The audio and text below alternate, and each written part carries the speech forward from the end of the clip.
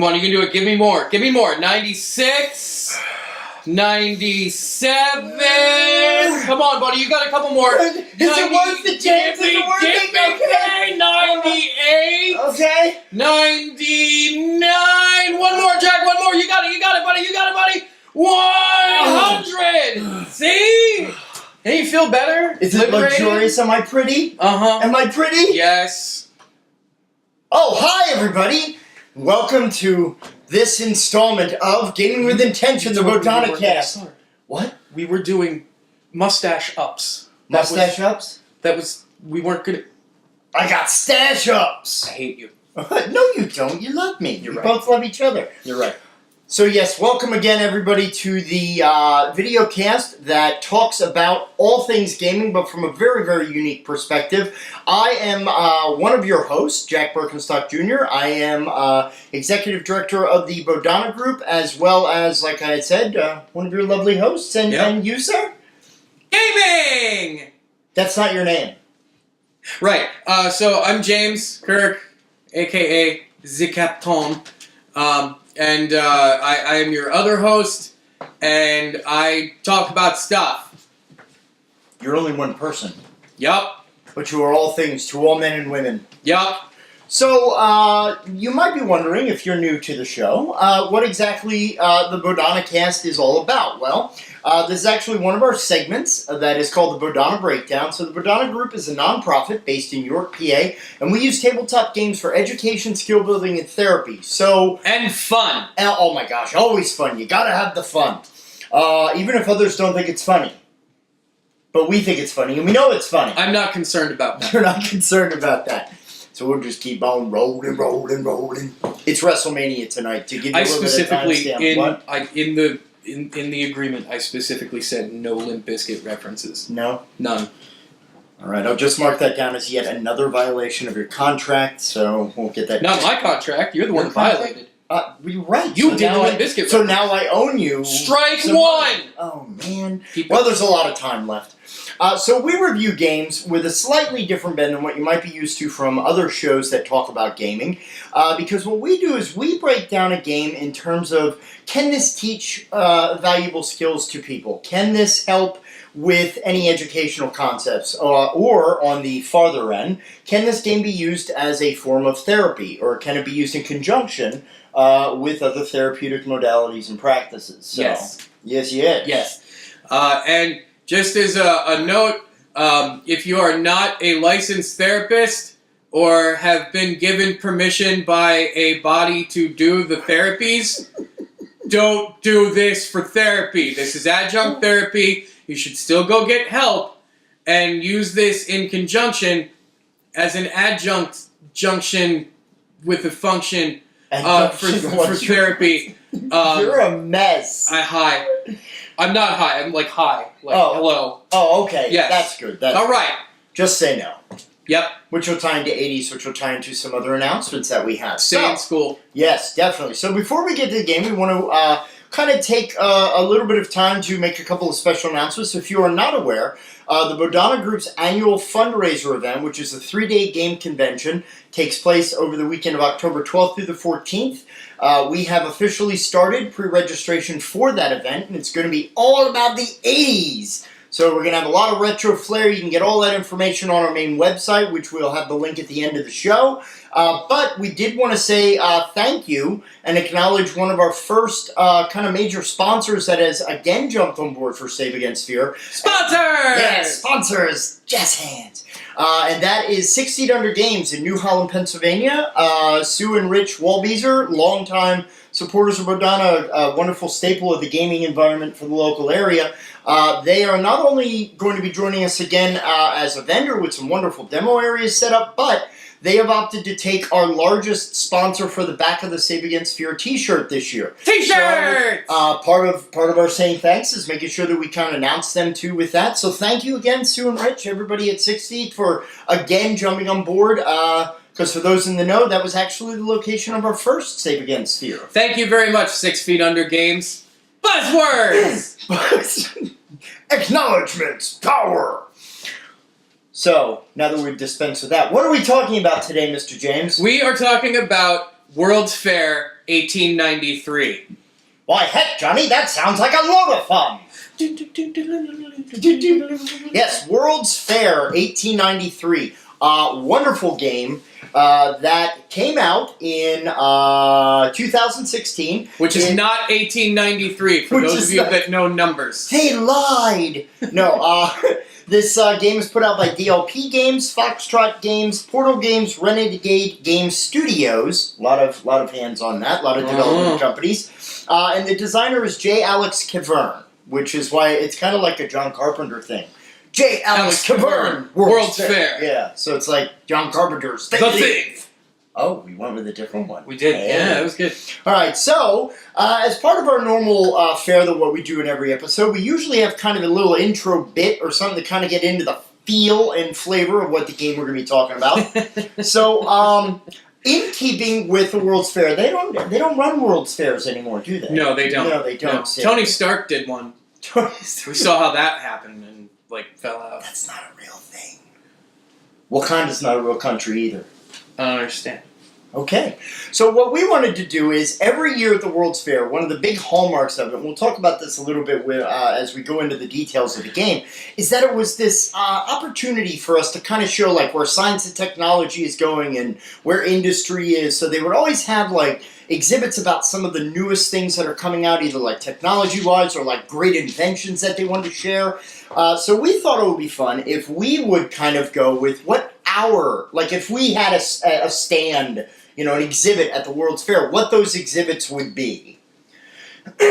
So, James, what is your exhibit if we would run the 2018 World's Fair? What would your exhibit be, guys, huh? So, people always want the newest, freshest foods or organic, ways to do this. And one of my favorite things to eat is sushi. So my exhibit would actually be one of the food stands that would be at the New World's Fair. Okay. It's called sushi. So the sushi would be prepared so freshly that there would be giant tanks behind where the sushi chefs are working, and as people order the sushi, there are professional Chinese fishermen or Japanese fishermen that actually catch the fish that are being ordered so that it can be cleaned and processed and put in your sushi rolls, right from the water. The freshest possible fish for your sushi, and it would be governed by Miyamoto Kakashi. He's a made-up person. I don't know if this person exists, but that's the name that I have for him. And if you are a real person, contact Gaming with Intention, the Bodhana-Cast. We'd love to meet you. He's the Japanese version of the chef on Hell's Kitchen, Gordon Ramsay, that just yells in Japanese at all of these guys that are Please don't. fishing stuff and making the sushi rolls, because I think that would be entertaining. Okay. So why didn't you call it Wake Up Little Sushi? Because I creative mistake. Creative mistake? That is a missed opportunity. You get the Everly Brothers if they're still around. Wake up, a little sushi, wake up. The salmon roll wasn't that hot. Hey, you know why I didn't do it? No one listens to the Everly Brothers anymore. I'm sure some people do. Ask your parents. All right, go ahead. That's becoming a thing. I actually, my exhibit is going to actually, because they used to have exhibits also at the World's Fair that would talk about issues or introduce you to different things that kind of spark debate and controversy. I'm starting to understand why this doesn't happen anymore. Why the World's Fair doesn't happen anymore? Yeah. Well, maybe... It was a place to get together to share technology and wonderment and science and talk about issues. And that would be Wakanda if it was a real place. Which is why... And we double back. So sad. My exhibit is bacon, seriously. So it's an exhibit, basically. I understand that bacon is a great food. And I know that this will get me much nerd rage. But be careful, Jack. I will be very careful. Bacon as a food, as a breakfast item, even adding it to things like filet mignon or, other food like wrapping Brussels sprouts in bacon, that's perfectly fine. Bacon soap, bacon gum, bacon car air fresheners, enough. We have a lot of pigs, Jack. Yeah, but they also make sausage. We have to do Where's something the with sausage lobby? That's what I'm going to try to get in touch with. So my exhibit, bacon, seriously? Like, I think it's gone too far. That's all I'm saying. So your entire exhibit is just preaching about how we have overused bacon. How we have deified bacon. Bacon is now a god. For those of you out there that worship the god of bacon, I'm very sorry for my co-host's rage against the bacon. Yes, rage against the bacon. I'm an interloper. All right, so that was fun. I've now angered all 15 of our listeners. So,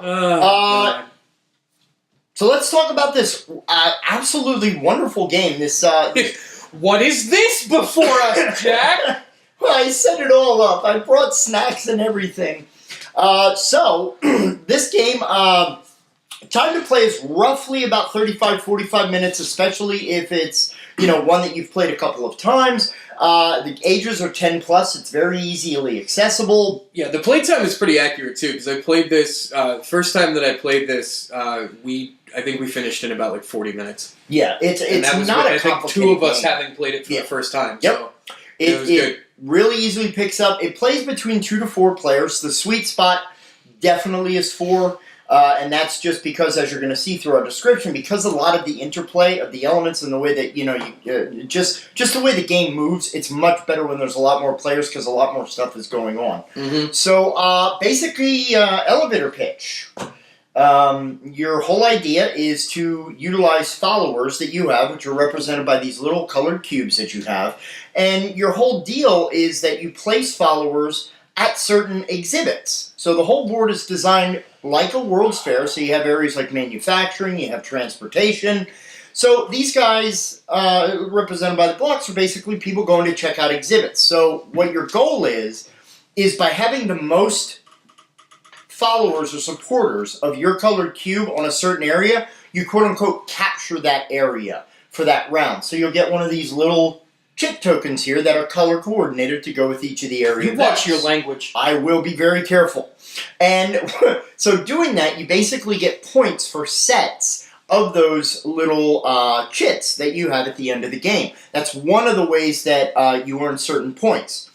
Additionally, by having either first or second place, and in some cases, you'll get these little gold ribbons or silver ribbons, which also give you victory points for the end of the game. Everything is about points. Yeah, totally about points. This is one of those games where, endgame is about points, but there's such a multitude of ways to go about scoring that there's no, real wrong way to score points during the course of the game. I do have one problem with the board. There's one inconsistency that I just noticed. Oh, no. There is no Wakanda section. There is no Wakanda section.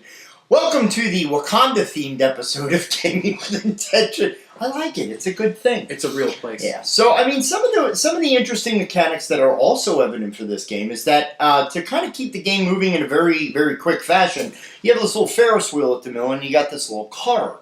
So, when you pick up little tickets as one of the cards that you're going to get from placing people on the board, each ticket moves the car one notch along the Ferris wheel track, and basically after it gets down to the base again, that's one round. The game is played in 3 rounds. You pretty much do your placement, your card drafting, then you do your scoring, move on to the next round. You have 3 rounds until the fair closes, essentially, and then it's done. Yep. So, essential movement, take one of your blocks, you place it on a certain area, and you collect all the cards that are there. Do you want to talk about what the different cards are? So some of the cards are famous people, like Augustus Saint Galban. Oh yeah, I know that dude. According to this card, he was an artistic advisor and prominent American sculptor. Oh no, the one I know sells hot dogs. Okay, sorry. Also at the World's Fair. So these are influential figures that can get you certain.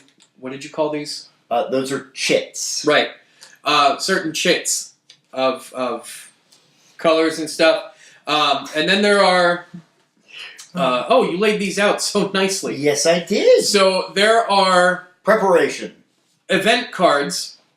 And these are the kinetoscope, a Viking ship, world's largest cheese. Ooh. That sounds delicious. Yes. And these are of specific colors, which match the colors of the chits. So the more that you are able to collect of a specific color, the more points that you can score.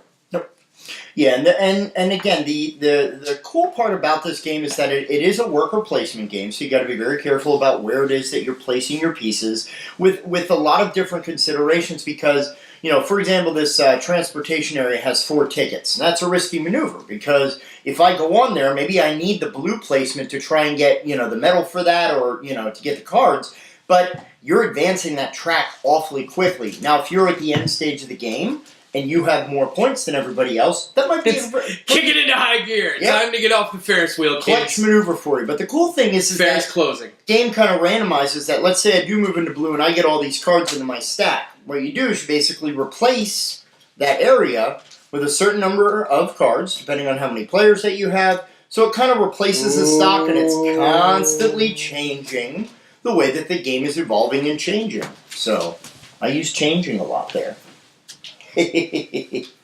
So yes, point buy score like that. Laughing. Yeah, I know. It's in his head. Set collection is also very important. That's how you ultimately will get the chits as well as your medals. You also get coins for each ticket that you have. So again, like James said, many different ways to get points in this game, and it plays very, very rapidly. Then after each round, you basically remove half of the observers from the stands to go back to your pile for allocation. So it also kind of diminishes the amount of tokens that are on the board. So it, kind of helps to randomize things, so there isn't too much of a, man, that guy's way out ahead in front of everybody else, so it's kind of why am I even still playing this game, which, can sometimes happen in some worker placement games, is you don't kind of balance that out. Right. And then there's very limited card drafting, so, we kind of talked about the basics of the game. So, as always, we do one of our public service announcements with every game.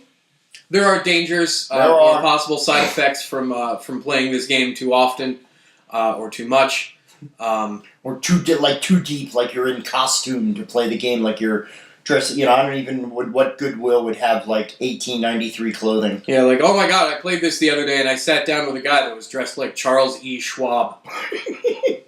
I love it.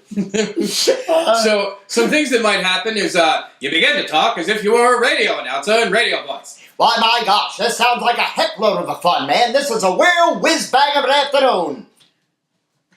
Well done. I think we caught the disease.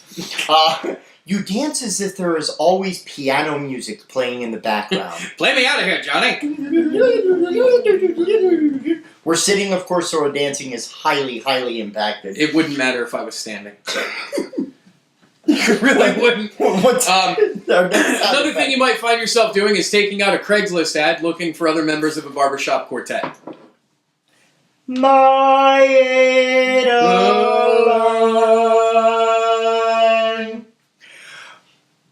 We are available for bar mitzvahs, weddings, and openings of Chevrolet dealerships.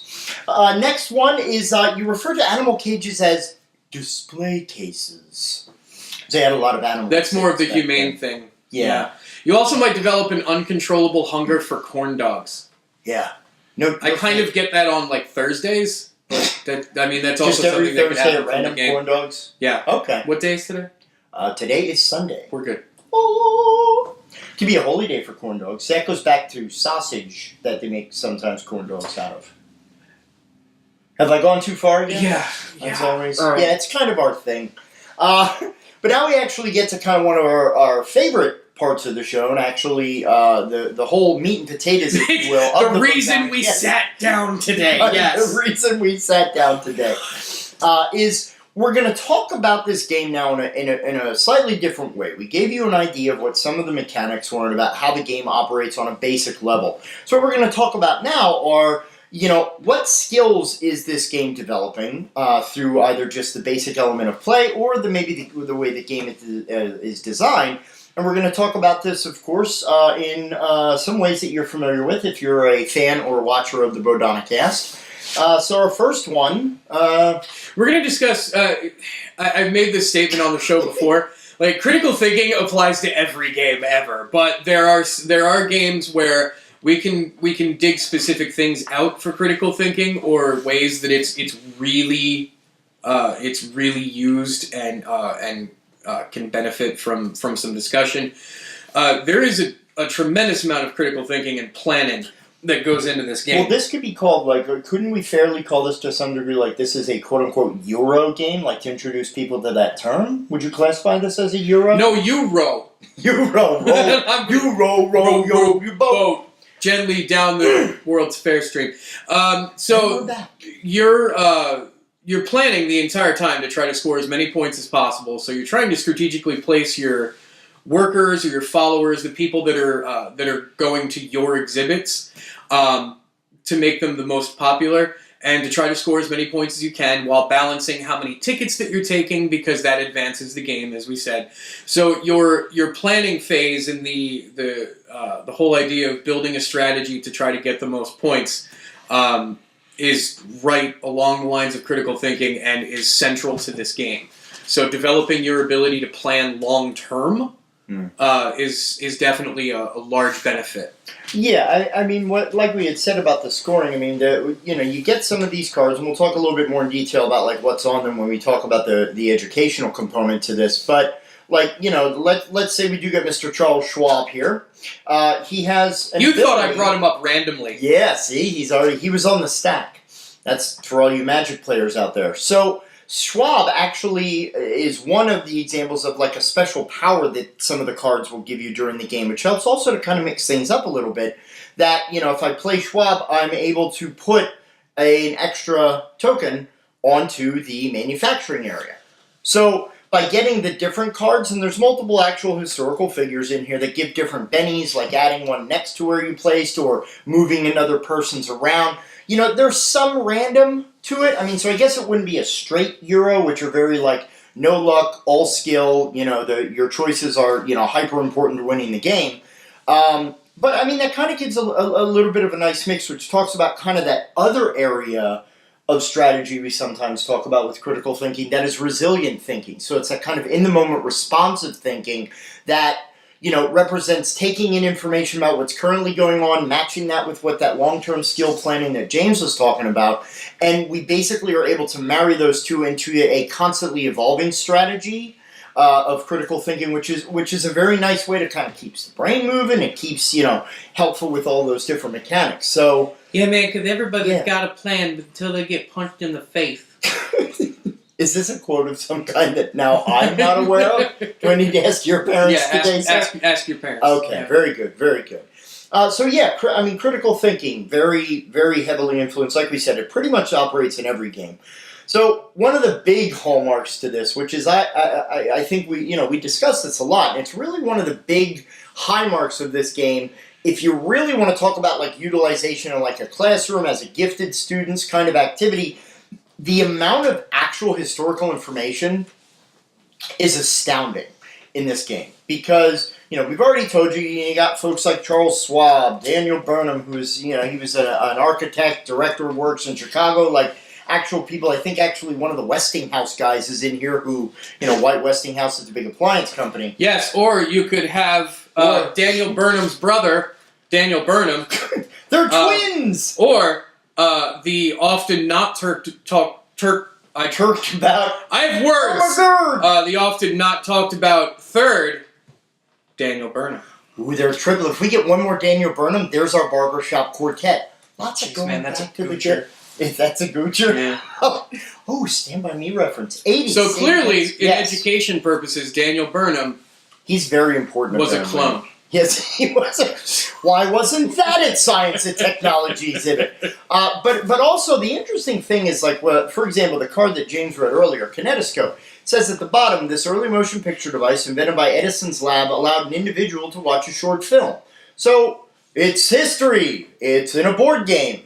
Now, how much attention and focus you put to that, again, depends on the level, that's why we call it gaming with intention. If you're playing it for fun, that's great. If you want to play it as an educational exercise, you got actual inventions from that time. Every ticket has a different exhibit or feature that was at the actual 1893 World's Fair. So there's a lot of history and a lot of education to be found in these cards. Again, it's also a very colorful game. It's a very light game. I mean, so yeah, education.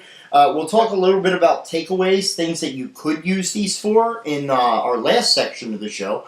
But do you want to go to the next So one? the other thing that we want you to be aware of as far as development for this game, developing the idea of initiative, the ability to take risk versus reward.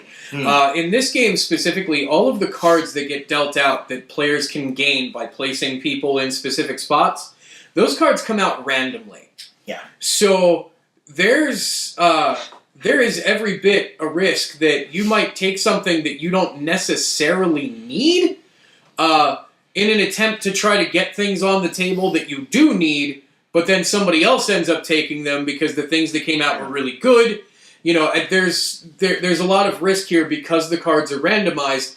You can't predict that part of it, so you kind of have to make the best judgment decision based on what's on the table at that time, while still planning long term for point value. Yeah, and there's also a little bit of a lot of games talk about what they call a take this mechanic, which is a kind of like a screw your neighbor kind of a thing, where like, you know, if I know that you're trying to collect a set of red exhibits so you can get yourself some more, you know, another red shit, and that's going to give you more points at the end, I might go to that spot and block you by taking those cards to keep. Take that, Patrick! Yeah. Well, that's one heck of a four-flushing devil of a person right there. Boy, you really did me dirty there, Sky.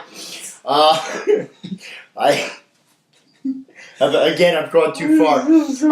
Another interesting element to the game, just overall talking about, I mean, beyond basics, is that the number of players will affect the level of scoring or the type of scoring that occurs in the game. So, depending on how many folks are playing, you can get a lot of mileage out of this game. It's one that we were introduced to well over a year ago.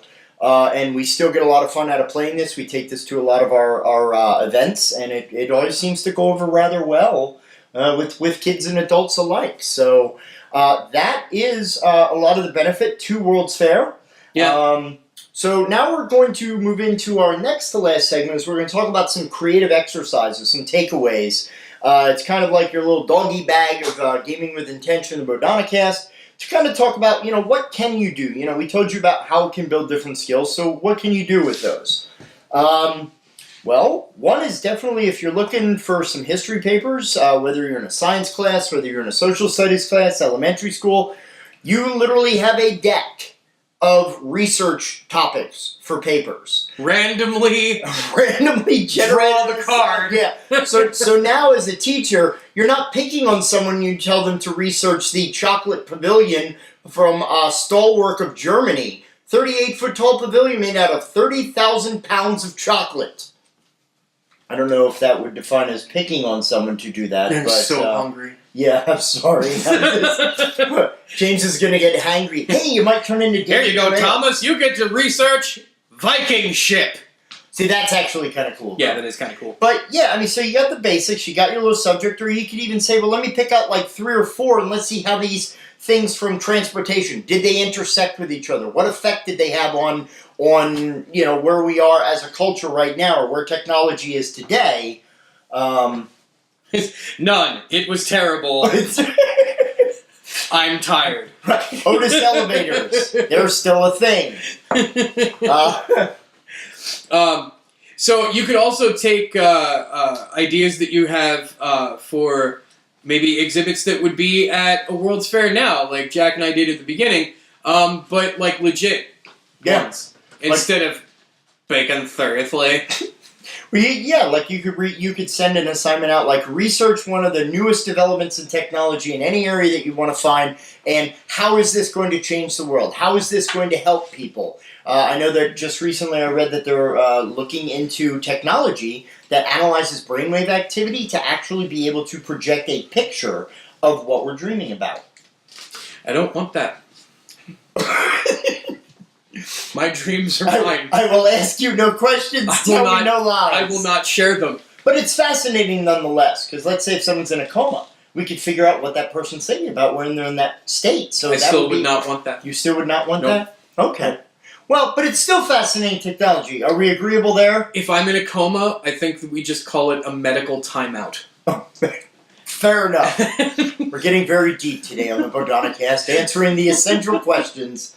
And maybe what device would you like to see at a World's Fair? You know, talking about science. What's the next step in, you know, VR technology? Whatever it might be. There's a lot of discussion elements in a game like this. There's a lot of things that you could kind of hang your hat on, so to speak. Yeah. So that is our review of World Fair. There are currently no expansions or add-ons, except for, you know, your standard, like, special cards that you get, like, at a Gen Con or an Origins or something of that sort.